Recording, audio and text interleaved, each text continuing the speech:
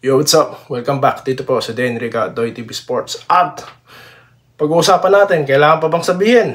Congratulations dito po sa Barangay Ginebra. They took, sabihin ko sana, they take the game 4, okay?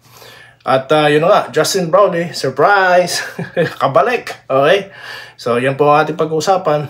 Bago po yan, kung di pa po kayo subscriber ng channel na to, 14,000 na po ang Doy TV Sports, no? Subscribe na guys, no? Baka nag-aalangan kayo, walang bayad yan, ha?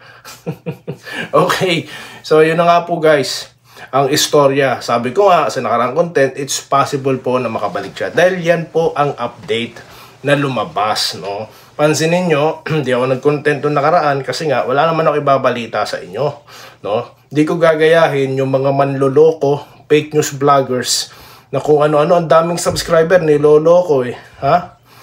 Biruin nyo, may mga pinapangalanan na, bishop daw, kung sino-sino na. Wala naman pong inaanunsyo. Kaya tandaan nyo, sa akin kayo makikinig, hanggat walang sinasabi, hindi ko sasabihin sa inyo. Hindi ko gagayahin yan for the views. Anyway, congratulations po sa Barangay Ginebra, no? Well, it's a very good game, no? At nasurpresa nga. Kung nasurpresa man sila, para sa akin, nasurpresa yan. Kasi nga, ang daming lumalabas no? Ng mga fake news, napapalitan, di makakalaro. Pero dito, sinabi ko sa inyo, makakalaro. At yan na nga po, no? Nakabalik po ang Barangay Ginebra, nakuha ang game 4. At yan ang sinasabi ko guys, pag may import ang Ginebra, like Justin, no? Sila po ang advantage talaga dyan, di ba? At ano pong napansin ko sa laro, fatigue for TNT, no?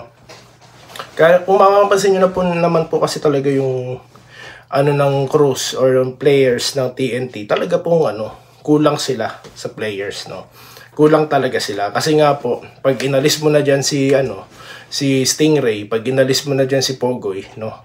At kapag si Eram inalis mo, maliliit na po sila, no? Sa Ginebra sila talagang kumpleto sila sa manpower di po ba? At yan po yung nangyari. At yan din ang aking sinasabi na talagang advantage yan ng Ginebra, no? So, sa mga TNT na, na fans, no? Maganda po talaga na naipanalo nila yung Game 3. Dahil kung hindi, lamang ang Ginebra sa serye, di po ba? Dahil 2 points lang yung nakaraan, Kaya maganda na, it's good for them, no? Nakuha nila yung panalo na yan. Dahil kung they trailing. Pero of course, sa Barangay Ginebra, tuloy-tuloy ito. Hanggat, sabi ko kompleto, ayan ang advantage at posibleng ang makuha nila. Which is, nakuha nga nila ang panalo. Then it's a tie, okay? So, yan po muna ang ating napag-usapan. At shoutout na po muna tayo guys, no? Okay? Dami po nagtatanong kung makakalaro. Hindi po kasi ako gumagawa or nag-iimbento ng mga sagot, no? I always based sa mga nilalabas po ng legit sources. I always based sa po talaga official na report. Hindi po sa kuro-kuro, hindi po sa chismis or sources, no? Hindi po tayo ganyan sa Doy TV Sports, no? Dahil as much as possible, yung 14,000 po at in counting pa ng mga subscribers at mga viewers na hindi pa undecided pa, hindi pa nagsasubscribe, hindi ko lolokohin yan, no? So Malonzo is a great game, no? Para sa kanya, ilan po ba puntos niya, no? So yun ang sinasabi ko. Dapat po kapag sa laro, kung ano talaga yung natural na laro mo, yun ang ilalabas mo and be confident, no? Sabi ko nga, di ba? Paano ba talaga ang tira ni Malonzo? So yun, pinakita niya sa akin. Ganito yan, Doy TV. Okay? And the rest of the crew, kasi nga po, sila yung momentum nandyan no? Kumbaga sa mga sundalo, yung moral biglang umangat, no? Nung nakita nila yung kanilang chief, no? So yan po yung nangyari. Bobby Cabading, sabi niya po tama po kayo dyan. Pag marunong kang tumanggap ng pagkatalo ganyan. Yun, nung natalo tayo, no? Nung game 1, tanggap natin yan. Nung game 3, okay lang, no? Yun na nga lang. Siyempre nag-aalala tayo for Justin. Yung iba pong oportunista, no?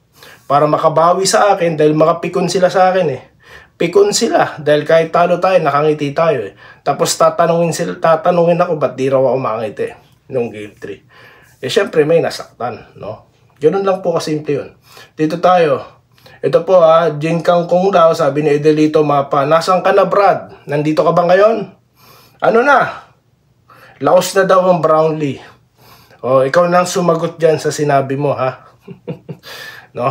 Diyan ako natatawa sa mga ganitong klase ng mga argumento, no, ng ilang mga fans, no. Okay, ito po si Lily Verdadero, no, Ginebra Imports. Nagsasabi siya na, ewan ko kung ano tong ibig nyo sabihin, ma'am, no, pero then again, wala pong bago import, ha. Okay.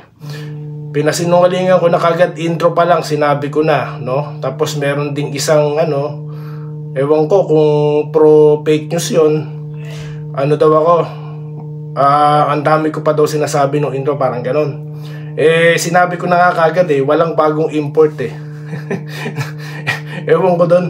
Dito tayo kay Terceloso, no, kung nakapaglaro yan po, na naglaro si Brownlee, nanalo, no. So the game 3 will speak for itself, no, kung natin si Brownlee. Ayoko na lang sabihin, baka sabihin nyo nagpapalusot na naman. So yun lang po muna guys, no. Shoutout po kay Ma'am Irene Quiles, no, kay Attorney Willie, no, kay Joseph Pineda, no, kay Willie Bardaje, si Alejandro Tronson, si Archie, no, MC Derek, at marami pa po, no. At congratulations po sa Barangay Ginebra, sa TNT. Well, yun na nga po, pag-uusapan natin ng marami pang dahilan ng kanilang pagkatalo dito sa game po sa susunod na content. Dito lamang po sa Denrica at Doy TV Sports Bully. Maraming salamat po sa inyong panonood. Salamat po sa panonood. Subscribe na para sa mga susunod na basketball at boxing videos.